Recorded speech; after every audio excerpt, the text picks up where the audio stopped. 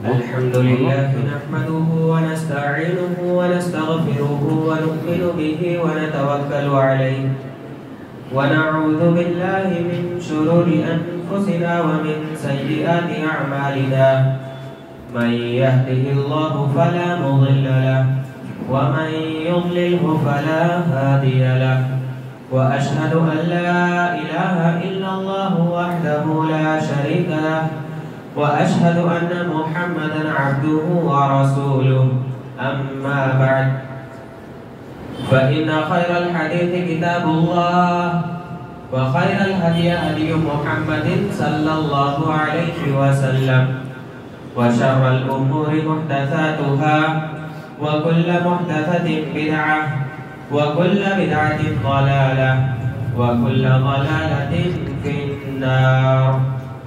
فقد قال الله سبحانه وتعالى في كلامه المجيد: أعوذ بالله السميع العليم من الشيطان الرجيم من همزه ونفخه ونفثه. بسم الله الرحمن الرحيم. يا أيها الذين آمنوا اتقوا الله حق تقاته ولا تموتن إلا وأنتم مسلمون. يا أيها الناس اتقوا ربكم الذي خلقكم من نفس واحدة وخلق منها زوجها وبث منهما رجالا كثيرا ونساء واتقوا الله الذي تساءلون به والأرحام إن الله كان عليكم رقيبا. يا أيها الذين آمنوا اتقوا الله وقولوا قولا سديدا يصلح لكم أعمالكم ويغفر لكم ذنوبكم ومن يطع الله ورسوله فقد فاز فوزا عظيما. وقال في موضع آخر: إن الله لا يغفر أن يشرك به ويغفر ما دون ذلك لمن يشاء ومن يشرك بالله فقد ضل ضلالا بعيدا. وقال: إنه من يشرك بالله فقد حرم الله عليه الجنة ومأواه النار وما للظالمين من أنصار. وقال النبي صلى الله عليه وسلم: اجتنبوا السبع الموبقات. قالوا: يا رسول الله صلى الله عليه وسلم ما هو؟ قال: الشرك بالله والسحر وقتل النفس التي حرم الله إلا بالحق وأكل الربا وأكل مال اليتيم والتولي يوم الزحف وقذف المحسنات المؤمنات الغافلات. متفق عليه. رب اشرح لي صدري ويسر لي أمري واحلل عقدة من لساني يفقه قولي. ربي زدني علما نافعا ربي زدني علما نافعا ربي زدني علما نافعا. तमाम किस्म की तारीफ व तौसीफ, बड़ाई और बुजुर्गी, हम्द व किब्रियाई उस अल्लाह वहदहु ला शरीक खालिके कायनात मालिके अर्ज़ व समा के लिए है कि जिसने तने तन्हा इस दारे फानी को कुन फयकून के जरिए से पैदा फरमाया। बादहु बेशुमार दरूद व सलाम नाजिल हो तमाम अंबियाए किराम पर, बिलखुसूस हम सब के आखिरी नबी जनाब मोहम्मद रसूलुल्लाह सल्लल्लाहु अलैहि वसल्लम पर, कि जिनको अल्लाह रब्बुल आलमीन ने दीन इस्लाम जैसी अजीम नेमत अता करके हमारे दरमियान मबऊस फरमाया।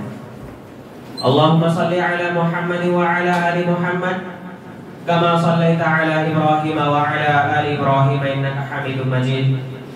अल्लाहुम्मा बारिक अला मुहम्मद व अला आलि मुहम्मद कमा बारकता अला इब्राहीम व अला आलि इब्राहीम इन्नका हमीदुम मजीद।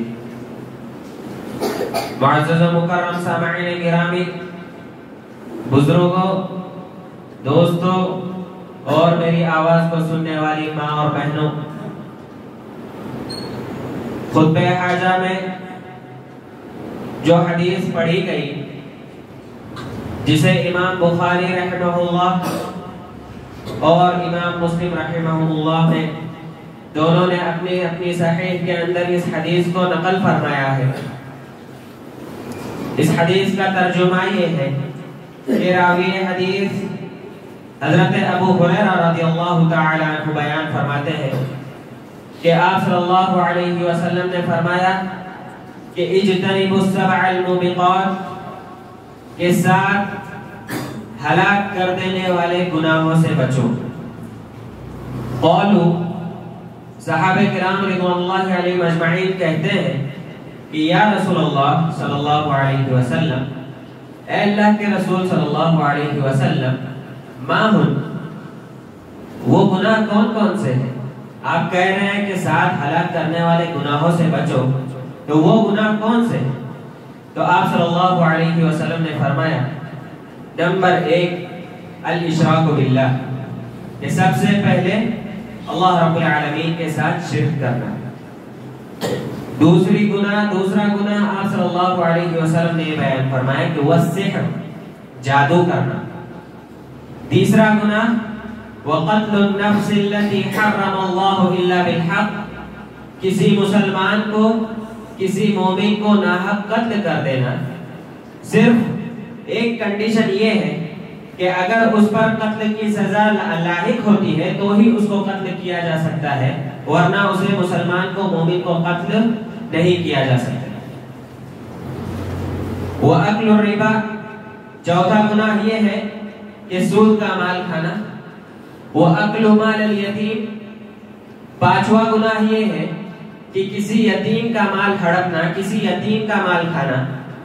छठा गुनाह ये है कि वह तवल्ली यौम अज़्ज़ह, कि जब मैदान जंग में मुसलमान और दुश्मन आमने सामने मुकाबला कर रहे हो तो ऐसी सूरत में पीठ फेर कर मैदान जंग को छोड़कर भाग जाना।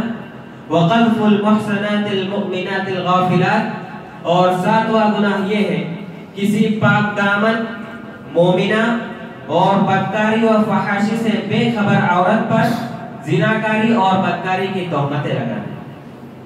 ये 7 गुनाह आप सल्लल्लाहु अलैहि वसल्लम ने इस हदीस के अंदर बयान फरमाए और आप सल्लल्लाहु अलैहि वसल्लम ने इन गुनाहों से खुसूसन बचने के लिए कहा है। हम इंसान हैं, इंसान होने के नाते एक बहैसियत बशर हमारी जो जिम्मेदारी बनती है वो जिम्मेदारी ये बनती है कि हम और हमारी ये कोशिश रहनी चाहिए कि हम किस तरह से अल्लाह रब्बुल आलमीन को खुश करते हैं, हम किस तरह से आप सल्लल्लाहु अलैहि वसल्लम के बताए गए अहकामात पर हम अमल करते हैं। हम एक इंसान हैं, हमसे गुनाहें और खताएं सरजद होती है और होगी, लेकिन जब भी ऐसी कोई खताएं सरजद होती है, चाहे वो छोटी हो या बड़ी हो, तो फौरन हमें अल्लाह रब्बुल आलमीन की बारगाह में आकर अल्लाह रब्बुल आलमीन के सामने गिड़गिड़ा कर तौबा व इस्तिग़फ़ार करना चाहिए। हमारी जिंदगी का असल मकसद ये है कि हम अपनी इस जिंदगी के अंदर अल्लाह रब्बुल आलमीन की और उसके रसूल सल्लल्लाहु अलैहि वसल्लम की इताअत करें, आप सल्लल्लाहु अलैहि वसल्लम की इत्तिबा करें। अल्लाह रब्बुल आलमीन ने जो अहकामात हमें अता किए हैं उन अहकामात पर हम अमल पैरा हो। आप सल्लल्लाहु अलैहि वसल्लम ने जो अहकामात हमें बयान किए हैं उन अहकामात पर हम अमल पैरा हो। अल्लाह रब्बुल आलमीन ने या आप सल्लल्लाहु अलैहि वसल्लम ने जिन चीजों के करने से हमें रोका है, जिन चीजों के करने से मना किया है, उससे हम बच जाए। ये हमारी जिंदगी का असल मकसद और हमारी जिंदगी का लाइहे अमल होना चाहिए। बहैसियत बशर हमसे गुनाह और खताएं होती हैं, हमसे गलतियां होती हैं, लेकिन उन गलतियों पर इसरार ना करना, बल्कि गलती होते साथ फौरन से तौबा करना, ये एक मुसलमान की, ये एक मोमिन के शाया निशान है और ये एक मोमिन की सिफत है। मुअज़्ज़िज़ सामईन, बहुत सारे ऐसे गुनाह मौजूद हैं, बहुत सारे ऐसे गुनाह पाए जाते हैं جن گناہوں کے تعلق سے آپ صلی اللہ علیہ وسلم نے خصوصاً ہمیں منع فرمایا ہے کہ ہمیں ان گناہوں سے زیادہ بچنا چاہیے۔ ویسے تو عمومی حالت میں بھی ہمیں ہر قسم کے گناہوں سے بچنا چاہیے، کوشش یہ ہونی چاہیے کہ ہم سے کوئی گناہ سرزد ہو ہی نہ، اللہ رب العالمین کے ذکر و اذکار میں ہمارا دن گزرے، اللہ رب العالمین کے اور اس کے رسول کی اطاعت و فرما برداری میں ہمارا دن گزرے۔ ہمارا اصل مقصد اور ہماری ممکن حد تک یہ کوشش ہونی چاہیے۔ اگر ہم سے کوئی گناہ سرزد ہوتا ہے تو ایسی صورت میں ہمیں اللہ رب العالمین سے توبہ کرنا چاہیے، لیکن کچھ ایسے گناہ ہیں کہ جس کے تعلق سے آپ صلی اللہ علیہ وسلم نے ہماری خصوصی رہنمائی فرمائی کہ ان گناہوں سے بچو۔ یہ گناہ بڑے ہیں جو انسان کو جہنم میں لے جاتے ہیں، یہ گناہ ایسے ہیں کہ جو انسان کو دنیا کے اندر سزا کا مستحق بنا دیتے ہیں۔ تو ایسے گناہ جو آپ صلی اللہ علیہ وسلم نے بیان کیے ہیں، ان گناہوں سے ہمیں بچنا چاہیے۔ ابھی یہ جو حدیث مجمل طور سے جس سے سرسری ہم نے معلوم کیا کہ 7 گناہ جو آپ صلی اللہ علیہ وسلم نے بتائے ہیں، آئیے اب ان کا جو ہے تھوڑا تفصیلی جائزہ لے لیتے ہیں۔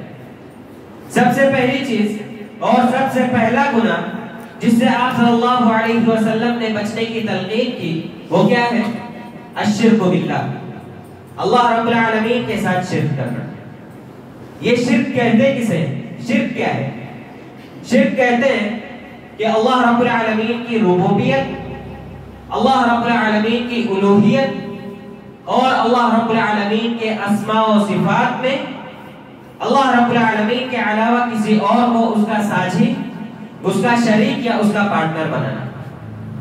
ربوبیت کہتے ہیں کہ اللہ رب العالمین اس دنیا کا پیدا کرنے والا ہے، اللہ رب العالمین ہمیں پیدا کرنے والا ہے، تو اللہ رب العالمین ہمارا خالق ہے، اللہ رب العالمین ہمارا مالک ہے، اللہ رب العالمین ہمیں روزی دیتا ہے تو اللہ رب العالمین ہمارا رازق ہے، اللہ رب العالمین ہمیں نفع پہنچاتا ہے، نقصان پہنچاتا ہے، اللہ رب العالمین کے ہاتھ میں ہے کہ وہ کس کو چاہے عزت دے دیتا ہے، کسی کو ذلت سے ہمکنار کرتا ہے۔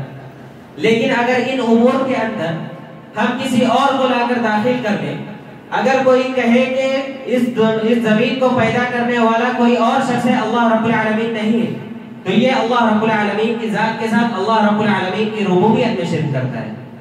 کوئی شخص یہ سوچے کہ فلاں شخص میرے نفع اور نقصان کا مالک ہے، تو ایسی صورت میں گویا کہ وہ یہ ہے کہ وہ اللہ رب العالمین کے ساتھ شرک کرتا ہے۔ کوئی شخص یہ کہے کہ اللہ رب العالمین کے علاوہ کوئی اور بھی ہے جو ہمیں عزت و ذلت عطا کرتا ہے، تو گویا کہ وہ بھی اللہ رب العالمین کے ساتھ شرک کرتا ہے۔ کوئی اگر یہ کہے کہ فلاں شخص ہمارا رازق ہے، ہمیں رزق جو ہے کسی اور کی طرف سے آتا ہے، اللہ کی طرف سے نہیں آتا، تو گویا کہ وہ شخص بھی اللہ رب العالمین کی ربوبیت کے اندر شرک کرتا ہے۔ اللہ رب العالمین کی الوہیت میں شرک کیا ہے؟ اللہ رب العالمین کی الوہیت میں شرک یہ ہے کہ جو عبادت اللہ رب العالمین کے لیے خاص ہے، ان خاص عبادتوں کو اللہ رب العالمین کے علاوہ کسی اور کے لیے کرنا۔ جیسے نماز پڑھنا یہ اللہ رب العالمین کے ساتھ خاص ہے، رکوع کرنا اللہ رب العالمین کے ساتھ خاص ہے، سجدے کرنا اللہ رب العالمین کے ساتھ خاص ہے۔ اگر کوئی شخص اللہ رب العالمین کے علاوہ کسی کو دکھانے کے لیے یا کسی لوگوں کو خوش کرنے کے لیے نماز پڑھتا ہے، تو ایسی صورت میں گویا کہ وہ اللہ رب العالمین کی الوہیت میں شرک کرتا ہے۔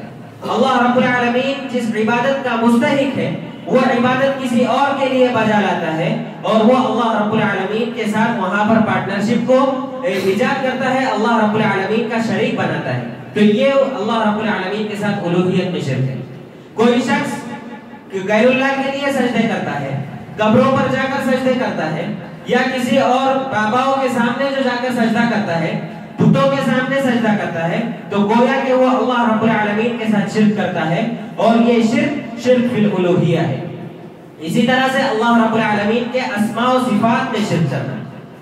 اللہ رب العالمین نے اپنے لیے بہت سارے نام منتخب کیے ہیں، اس میں اللہ رب العالمین کی بہت ساری صفات ہیں۔ اب اگر کوئی شخص یہ کہے کہ اللہ رب العالمین کی کوئی صفتیں نہیں ہیں، تو گویا کہ وہ اللہ رب العالمین کے ساتھ شرک کرتا ہے، اللہ رب العالمین کے اسماء و صفات میں شرک کرتا ہے۔ اور اگر کوئی شخص اللہ رب العالمین کو جو صفات، اللہ رب العالمین کی جو صفات ہے ان صفات کو اگر بندوں کے برابر قرار دیتا ہے کہ جو صفات اللہ رب العالمین کے پاس ہے وہ بندوں کے پاس بھی ہے، تو گویا کہ ایسی صورت میں وہ شخص اللہ رب العالمین کے اسماء و صفات میں شرک کرتا ہے۔ مثلا اللہ رب العالمین کی ایک صفت یہ ہے کہ اللہ رب العالمین سنتا ہے، اور ایک صفت یہ ہے کہ اللہ رب العالمین دیکھتا ہے۔ لیکن اگر کوئی شخص یہ کہے کہ اللہ رب العالمین ہمارے دیکھنے کی طرح دیکھتا ہے یا ہمارے سننے کی طرح سنتا ہے، تو گویا کہ وہ اللہ رب العالمین کے اسماء و صفات میں شرک کرتا ہے۔ کیوں؟ کیونکہ اللہ رب العالمین کے سننے کی جو صفت ہے وہ ہم سے الگ ہے، اللہ رب العالمین کے دیکھنے کی صفت جو ہے وہ الگ ہے، کیونکہ ہم ایک حد تک ایک لمٹ ہے ہماری کہ ہم اتنے دور پر رہیں گے تو ہم باتیں سن سکتے ہیں، لیکن اللہ رب العالمین کے لیے کوئی لمٹ نہیں ہے۔ اللہ رب العالمین ہماری ابھی بھی باتوں کو سنتا ہے۔ ہماری دیکھنے کی ایک لمٹ ہے کہ ہم اتنی دور تک کا ہی دیکھ سکتے ہیں، یا اس پہاڑ کے اندر کیا ہے ہم نہیں دیکھ سکتے، اس دیوار کے اس طرف کیا ہے ہم نہیں دیکھ سکتے، لیکن اللہ رب العالمین کی دیکھنے کی صفت الگ ہے۔ تو اگر ہم اللہ رب العالمین کے اسماء و صفات کے اندر کسی اور کو شریک بناتے ہیں، یا ہم یہ کہتے ہیں کہ فلاں شخص دیکھنے پر قادر ہے، تو ایسی صورت میں وہ اللہ رب العالمین کے ساتھ شرک کرتا ہے۔ تو سب سے پہلا گناہ اور سب سے بڑا گناہ جو آپ صلی اللہ علیہ وسلم نے جس سے ہمیں بچنے کی تلقین کی ہے وہ شرک ہے۔ تو جب شرک کا معنی واضح ہو گیا، شرک کا مفہوم واضح ہو گیا، تو ہمیں یہ بات بھی جان لینا چاہیے کہ اللہ رب العالمین کے نزدیک جو ہے، اگر کوئی شخص اللہ رب العالمین کا ساجی اور شریک بناتا ہے، شرک کرتا ہے، تو یہ اللہ رب العالمین کے نزدیک بہت ہی بھیانک جرم ہے اور سب سے بڑا گناہ ہے۔ اس کی دلیل اللہ رب العالمین نے قرآن مجید میں بارہا بے شمار مقامات پر اللہ رب العالمین نے شرک کے متعلق بیان فرمایا۔ اسی طرح سے آپ صلی اللہ علیہ وسلم نے اپنی احادیث کے اندر اس چیز کی وضاحت فرمائی کہ شرک جو ہے سب سے بڑا گناہ ہے۔ اللہ رب العالمین نے قرآن مجید کے اندر سورہ لقمان میں حضرت لقمان علیہ السلام کی نصیحت کا ذکر کرتے ہوئے بیان فرمایا۔ حضرت لقمان علیہ السلام اپنے بیٹے کو نصیحت کر رہے تھے، اللہ رب العالمین نے اس کا نقشہ کچھ یوں کھینچا ہے۔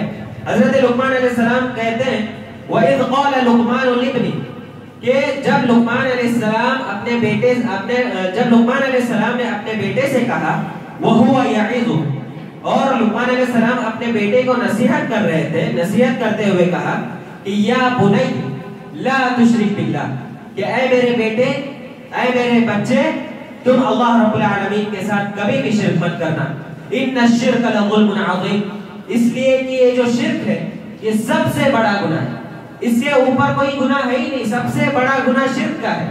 تو اس آیت کریمہ سے یہ بات واضح ہوتی ہے کہ شرک جو ہے یہ بہت ہی بھیانک جرم ہے اور بہت بڑا گناہ ہے۔ اسی طرح سے ایک اور آیت کے ذریعے سے ہم شرک کی قباحت کا اور شرک کے سب سے بڑے گناہ ہونے کا ہم اندازہ لگا سکتے ہیں۔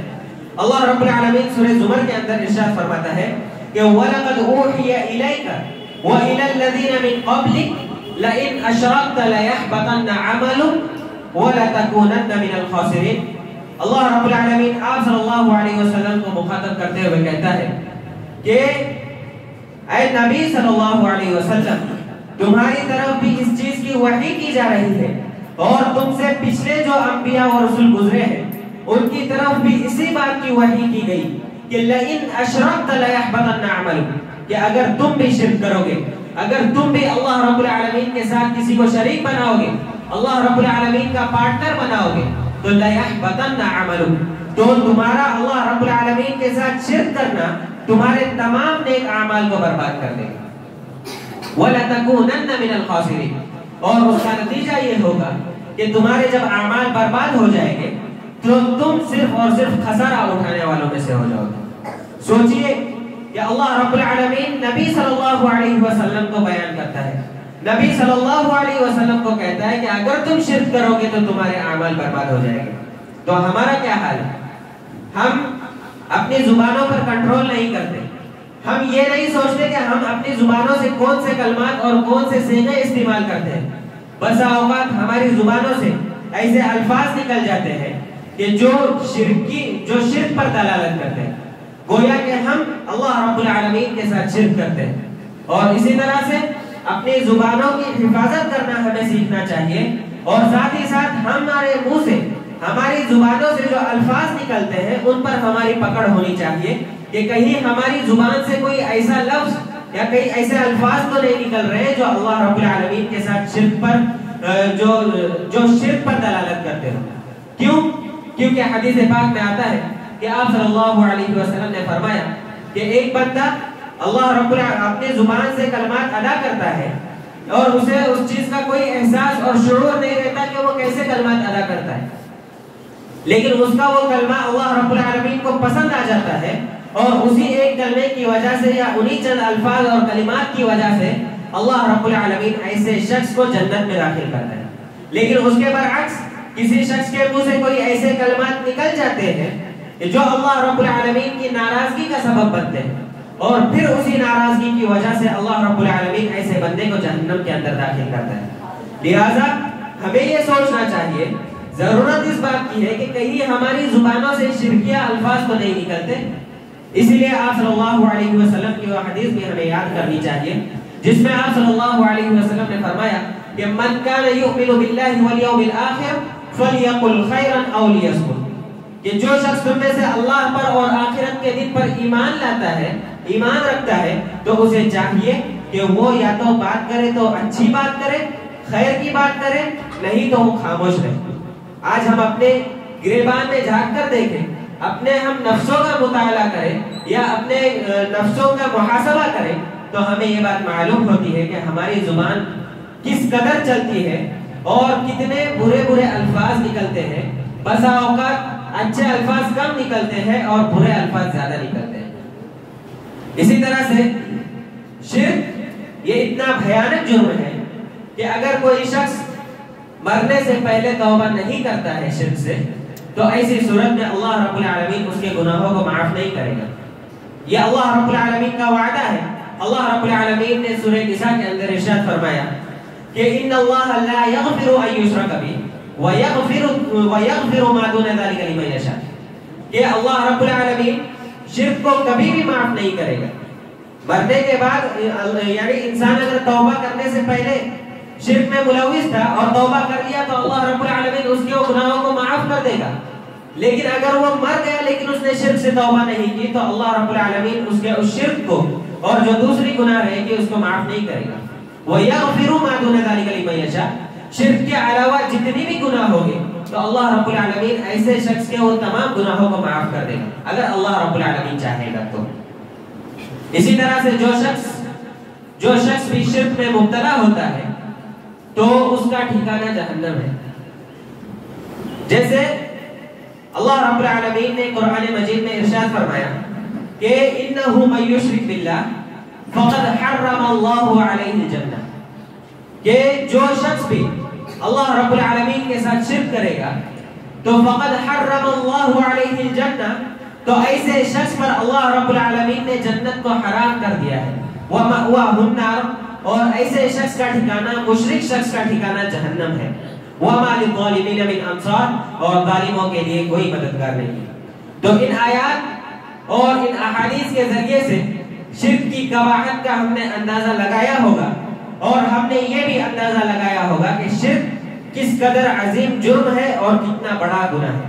لہذا ضرورت اس بات کی ہے کہ ہم شرک سے بچنے کی کوشش کریں، اور ہماری ہمیشہ یہ کوشش ہونی چاہیے کہ ہم اپنی زبانوں کے ذریعے سے بھی اور اپنے اعضاء و جوارح کے ذریعے سے بھی کوئی ایسے کام یا کوئی ایسے الفاظ ادا نہیں کریں گے جو اللہ رب العالمین کی ناراضگی کا سبب بنتے ہو یا اللہ رب العالمین کے ساتھ شرک کرنے پر آمادہ کرتے ہو۔ دوسری گناہ جو آپ صلی اللہ علیہ وسلم نے جس سے بچنے کی تلقین کی وہ گناہ کیا ہے؟ السحر، جادو کرنا، یہ بھی ایک بہت ہی بڑا گناہ ہے جس سے آپ صلی اللہ علیہ وسلم نے ہمیں بچنے کی تلقین کی ہے۔ اب جادو کسے کہتے ہیں؟ امام زاہری رحمہ اللہ اپنی کتاب تہذیب اللغہ میں جادو کی تعریف بیان کرتے ہوئے کہتے ہیں کہ سحر یعنی جادو یہ وہ عمل ہے جس میں سب سے پہلے شیطان کا تقرب حاصل کیا جاتا ہے اور پھر اس سے جو ہے مراد لی جاتی ہے اور مدد لی جاتی ہے۔ یعنی جادو جو ہے اس میں ایک انسان اللہ رب العالمین سے اس کا رابطہ کٹ جاتا ہے اور اس کا تقرب جو ہے شیطان سے ہو جاتا ہے، شیطان سے وہ انسان قریب ہو جاتا ہے، اور جب شیطان سے قریب ہو جاتا ہے تو ظاہر سی بات ہے کہ شیطان بھی تو اس کی مدد کرے گا۔ تو جادو کی تعریف یہ بیان کی گئی کہ سب سے پہلے اس میں انسان جو ہے شیطان کا تقرب حاصل کرتا ہے اور پھر اس سے مدد طلب کرتا ہے، اور اسی میں آگے بیان فرمایا کہ جادو یہ دراصل کسی چیز کو اس کی حقیقت سے پھیر دینے کا نام ہے۔ یعنی جو جادو جو ہوتا ہے، تو جادو جو اصل چیز ہوتی ہے وہ ہمیں اصل چیز نہیں دکھائی دیتی، بلکہ وہ تبدیل ہو کر جو حقیقت ہوتی ہے وہ نہیں دکھائی جاتی دکھتی، بلکہ وہ دوسری چیز دکھتی ہے۔ جیسے حضرت موسیٰ علیہ السلام کے قصے میں وہ جو جادوگروں سے مقابلہ ہوا تھا تو انہوں نے اپنی اپنی رسیوں کو پھینکا تھا جو سانپ کی شکل اختیار کر لیے تھے، جو سانپ دکھ رہے تھے، تو اللہ رب العالمین نے موسیٰ علیہ السلام کو حکم دیا تھا کہ اپنا عصا جو ہے زمین پر مارو، اپنا عصا زمین پر چھوڑ دو، تو وہ ایک اژدہا بن گیا اور اس نے وہ تمام سانپوں کو نکل لیا۔ تو اصل میں وہ کیا تھا؟ وہ رسی تھی، نہ کہ وہ سانپ تھا، لیکن وہ حقیقت پر پردہ آ گیا کیونکہ وہاں پر شیطان کا تقرب تھا اور شیطان سے مدد لی گئی۔ جادو کی تعریف میں خلاصہ کلام یہ ہے کہ جادوگر اور شیطان جو ہے، جادوگر اور شیطان کے درمیان ہونے والے ایک معاہدے کا نام ہے، جس کی بنا پر جادوگر حرام اور شرکیہ کام کا ارتکاب کرتا ہے اور شیطان اس کے بدلے میں جادوگر کی مدد کرتا ہے۔ اب ظاہر سی بات ہے کہ جو اللہ رب العالمین کا حق تھا، اللہ رب العالمین سے تقرب جہاں اختیار کرنا تھا، لیکن وہ تقرب شیطان کے پاس چلا گیا۔ مدد حاصل کرنی ہے اللہ رب العالمین کی، اللہ رب العالمین سے مدد حاصل کرنی ہے، لیکن وہاں پر شیطان سے مدد حاصل کی جا رہی ہے۔ تو ایسی صورت میں بندہ کیا ہوتا ہے؟ شرک اور کفر میں پڑ جاتا ہے، بسا اوقات وہ شرکیہ کام کر دیتا ہے اور کفریہ کام کر دیتا ہے، اور پھر اس کے بعد جو ہے شیطان اس کی مدد کرتا ہے اور جو وہ مانگتا ہے وہ شیطان اسے دلا دیتا ہے۔ اب سوال یہ پیدا ہوتا ہے کہ کیا واقعتاً جادو اثر رکھتا ہے؟ یعنی اگر کسی فرد پر کسی نے جادو کر دیا تو کیا وہ جادو اس پر اثر انداز ہوگا؟ تو اس کا جواب یہ ہے کہ جادو اللہ رب العالمین کے حکم سے واقعتاً اثر رکھتا ہے۔ یعنی کسی نے جادو کیا اور اللہ رب العالمین کا یہ حکم ہے کہ وہ جادو اس کو لگ جائے گا، جادو کا اثر اس پر ہو جائے گا تو ہو جائے گا، یہ اللہ رب العالمین کے حکم سے ہوتا ہے۔ اور ایک چیز ہمیشہ یاد رکھنے کی چیز ہے کہ جو کچھ بھی کام ہوتے ہیں، جو بھی اعمال یا افعال انجام دیتے ہیں، ان تمام میں اللہ رب العالمین کا حکم ہوتا ہے۔ جب اللہ رب العالمین چاہتا ہے تو ہی وہ کام ہوتا ہے، ورنہ وہ کام نہیں ہوتا ہے۔ اور اس کی سب سے بڑی مثال یہ ہے کہ آپ صلی اللہ علیہ وسلم پر بھی جادو ہوا تھا۔ لبید بن اعصم الیہودی نام کا ایک شخص جس نے آپ صلی اللہ علیہ وسلم کے کنگھی میں اور کھجور کے گوشے کے غلاف وغیرہ میں جادو کیا تھا، اور اس کا اثر اللہ رب العالمین کے حکم سے آپ صلی اللہ علیہ وسلم پر ہوا تھا۔ لیکن اس چیز کی وضاحت بھی صحیح بخاری کی اور مسلم وغیرہ کی روایتوں میں آتی ہے۔ اسی طرح سے جادو کا سیکھنا جو ہے یہ کفر ہے۔ کیوں؟ کیونکہ جادو سیکھنے کے لیے انسان کو وہ بہت سارے ایسے کام کرنے پڑتے ہیں جس کا شریعت میں کوئی عمل دخل ہی نہیں۔ بسا اوقات تو پیروں کے اندر قرآن کو باندھ کر بیت الخلاء میں آیا جایا جاتا ہے، یا اور پتہ نہیں گناونی ایسی حرکتیں ہوتی ہیں کہ جو جادو سیکھنے کے لیے کرنی پڑتی ہے۔ تو اس میں جو مقدس کتابیں ہیں جیسے قرآن ہے اس کی توہین ہوتی ہے، ساتھ ہی ساتھ اللہ رب العالمین کے ساتھ شرک ہوتا ہے، اور جب شرک ہوگا تو ظاہر سی بات ہے انسان دائرے اسلام سے خارج ہو سکتا ہے۔ تو جادو کا سیکھنا جو ہے یہ کفر ہے، انسان کو جادو نہیں سیکھنا چاہیے، اس لیے کہ اگر کوئی شخص جادو سیکھنے کے لیے جائے گا تو وہ دائرے اسلام سے خارج ہو جائے گا۔ اب جو شخص جادو سیکھتا ہے تو ایسی صورت میں اس کی سزا کیا ہونی چاہیے؟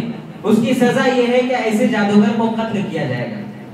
حضرت عمر بن خطاب رضی اللہ تعالی عنہ کے عہد خلافت میں حضرت عمر بن خطاب رضی اللہ تعالی عنہ نے اپنے امراء کے درمیان ایک خط بھیجا تھا، ایک حکم نافذ کیا تھا کہ جو شخص بھی چاہے وہ جادوگر ہو، مرد ہو یا عورت ہو، انہیں قتل کیا جائے۔ ابو داؤد کی صحیح روایت میں ہے کہ اقتلوا کل ساحر وساحرۃ۔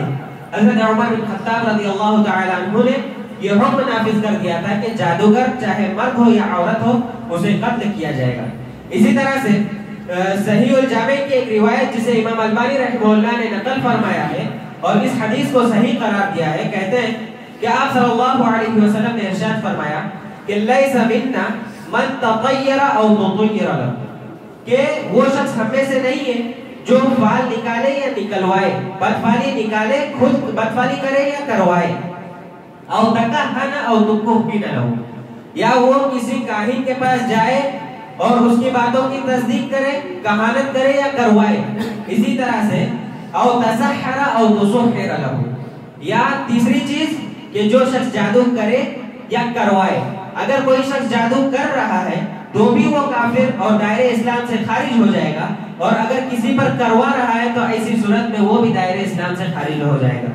اسی طرح سے ان آیات اور ان احادیث کے ذریعے سے یہ دو ایسے گناہوں کے بارے میں وضاحت کی گئی جو سب سے بڑے تھے۔ بقیہ گناہوں کی وضاحت انشاءاللہ اگلے خطبہ جمعہ میں کی جائے گی۔ آخر میں اللہ رب العالمین سے دعا کرتے ہیں کہ یا العالمین تو ہم تمام لوگوں کو ہر قسم کے گناہوں سے بچنے کی توفیق عطا فرما، اور خصوصاً ان گناہوں سے کہ جن کا تعلق جو ہے جو ہماری دنیا میں بھی اور آخرت میں بھی اثر انداز ہوتے ہیں۔